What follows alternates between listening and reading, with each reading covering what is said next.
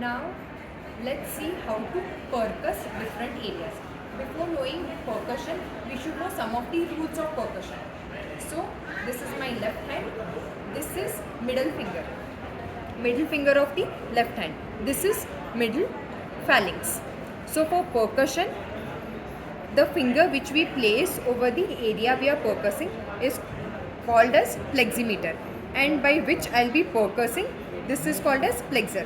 So this is plexer and this is pleximeter. Pleximeter. So this is pleximeter, which should be placed firmly over the area to be percussed, and rest of the fingers should be lifted. This is plexer. So plexer will be striked over the pleximeter and movement should be at the wrist joint. Okay, 2 to 3 strikes, not more than that. So we can hear the resonant note. Always do it on the right and left to compare the areas.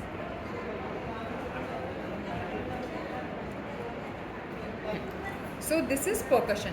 In percussion, we percuss anterior chest, axilla and posterior chest. In anterior chest, we start from lateral to medial. So this will be the second intercostal space. I can hear the resonant note. Third intercostal space.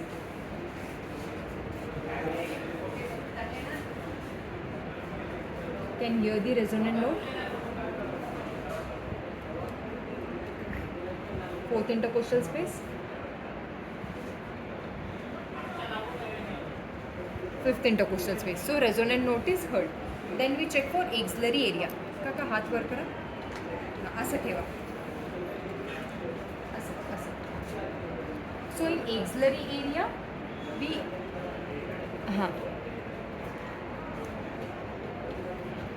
resonant note can be heard. Axillary area can be percussed by patient in sleeping position. Okay. Then, so in short, we check for the note whether it is resonant or not. Kaka हाथ असं ठेवा. In posterior side of chest, again we focus.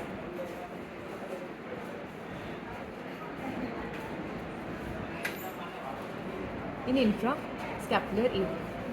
Okay, so all the areas of the chest are percussed. Anterior, axillary and posterior side of the chest. Apart from that, we also do other examinations. Like, and one more thing in percussion, there is something called as direct percussion. Direct percussion is directly we percuss over the heart structure, like clavicle, where direct percussion can be done. In clavicle, the middle part, you can just stretch it and percuss.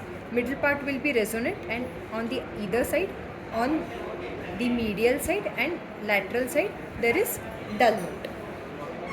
So after this, we look for chronix isthmus. Chronix isthmus is a band of resonance. We go from lateral to medial. So chronix isthmus is band of resonance present. Then we look for tidal percussion. In tidal percussion, start from second intercostal space, come to the fifth intercostal space. Usually the lever dullness we get in fifth intercostal space. So from top you come to fifth intercostal space. Then ask the patient to take deep breath once you get the lever dullness. After taking deep breath, if the dullness turns out to be resonant, it means it is a normal condition. That means lungs are moving properly. But if the dullness does not go back by taking deep inspiration, it means some pathology of the lung is involved. Example in case of emphysema, where tidal percussion is negative. So for tidal percussion, this is the second intercostal space. Start percussing. It's resonant, third, fourth resonant. Here I am getting the dull note. Kaka लांब श्वास आत घ्या.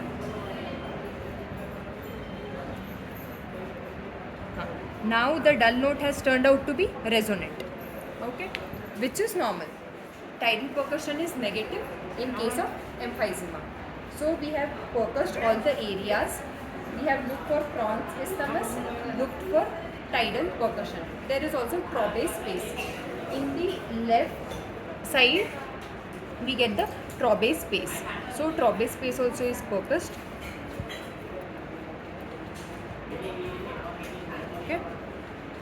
Where the lateral margin is the anterior axillary line. Other borders are the sixth rib, costal margin. Apart from that, there is shifting dullness. Shifting dullness is demonstrated particularly in case of pleural effusion or hydropneumothorax. Thank you.